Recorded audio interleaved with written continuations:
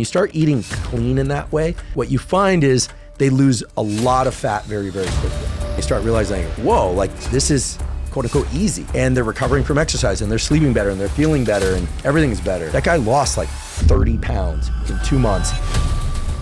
Health Lab. Just do a little, whatever you call it, double click on this weight loss thing. For people that are heavy or have too much fat, you know, I'll tell you what I told Rosenberg and Blayback. So Blayback and Rosenberg lost a lot of weight. Other guys have lost a lot of weight and women have lost a lot of weight the following way. I just give the following instruction.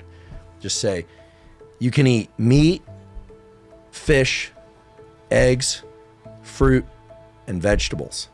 You're not going to eat bread, pasta, rice, tortillas, anything else. If it's not in that short list, water, coffee, or tea are fine. You're not eating it. Now that, you know, then people always start the negotiations like, well, can I have salsa? Okay, well, salsa's tomatoes. Yeah, I guess if it doesn't have sugar in it, okay, but how about just like eggs for breakfast and some fruit? How about a ribeye steak for dinner and a salad?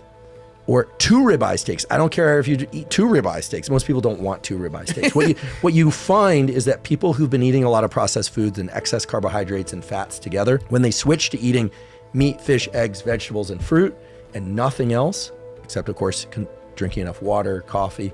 No, you're not drinking alcohol. No, you're not drinking milk, etc. What you find is they lose a lot of fat very, very quickly. Very fast, mostly because they bring their caloric intake down below what they need each day in terms of their activity.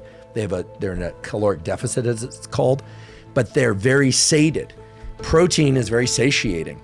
You have a ribeye steak, you don't really want a second, but you could have a second one and a salad and you're good. Then watch, you eat 1 bite of pasta or bread and all of a sudden you're hungry for more of that. And this has to do with the way that carbohydrates impact our appetite.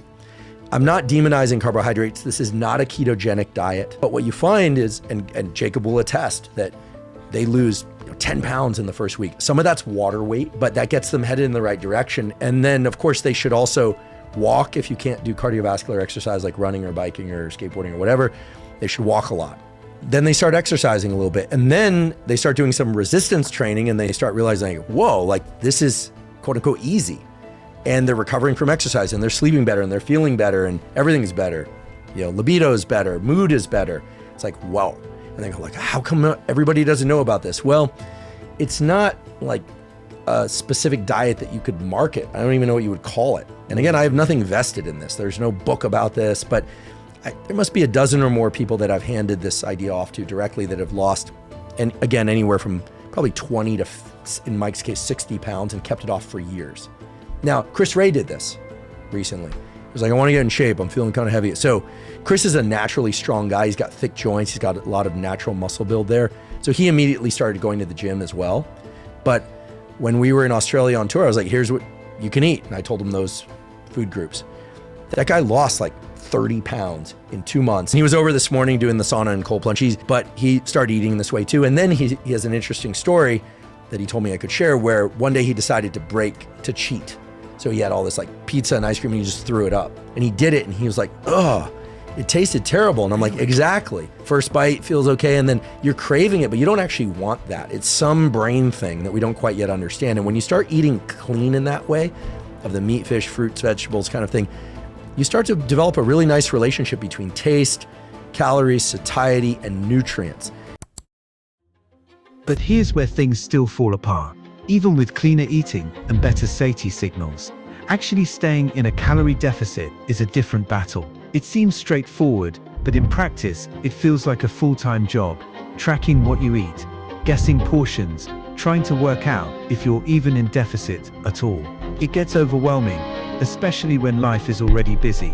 That's why so many people know exactly what to do, yet still don't see results. This app makes meal tracking incredibly simple. Simply take a photo of the food and it instantly calculates calories and macros. From my experience, it's super accurate, but I always double check the ingredients and add anything it might have missed. You can quickly review or adjust the ingredients to keep your tracking fast and efficient. The scans are very accurate, but for those who want even more precision, the app has a full food database that allows logging meals with exact values, giving confidence when tracking nutrition.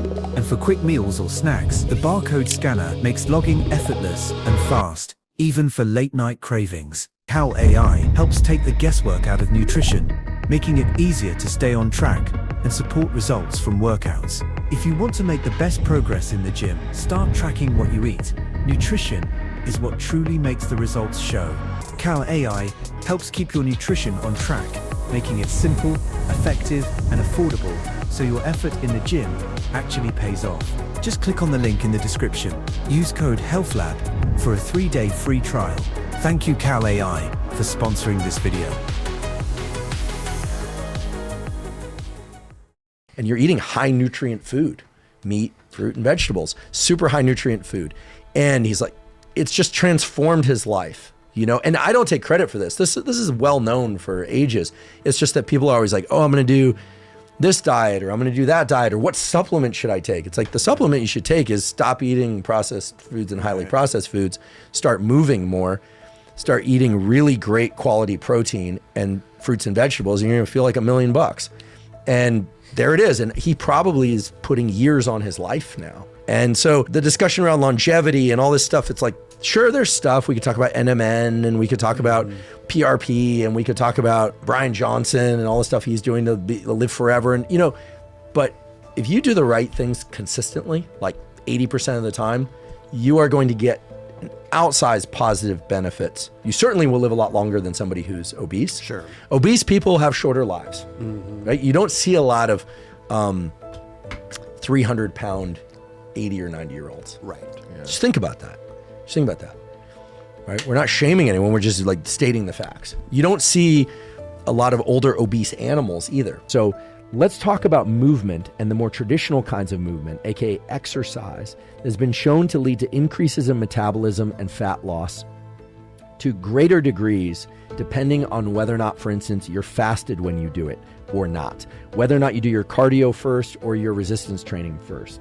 And this is, again, in a literature for which there's a lot of controversy, but in digging through all the studies on this, we're finally starting to arrive at a consensus of when is best to do exercise and what types of exercise to do if your goal is fat. Different types of exercise engage the musculature of the body and the heart and the lungs in different ways, and can have vastly different effects on things like hormones and metabolism, depending on whether or not it's of high intensity, moderate intensity, or low intensity.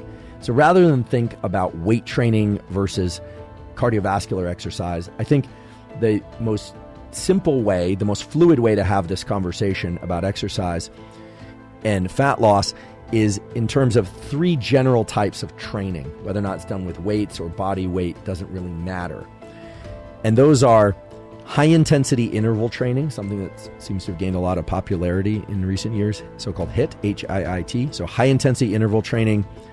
Sprint interval training, so that's going to be very high intensity, or SIT, or moderate intensity continuous training, MICT. So we can think about high, medium, and low intensity exercise, although low intensity usually means that you could carry on a conversation, or maybe you'd have to gasp every few steps or so while trying to talk and run. That's, I think, going to be the most useful way to have this conversation that we're having now, because there's so many different forms of exercise that people do, and intensity is important. You want to burn more body fat, exercise intensely for 20 to 60 minutes.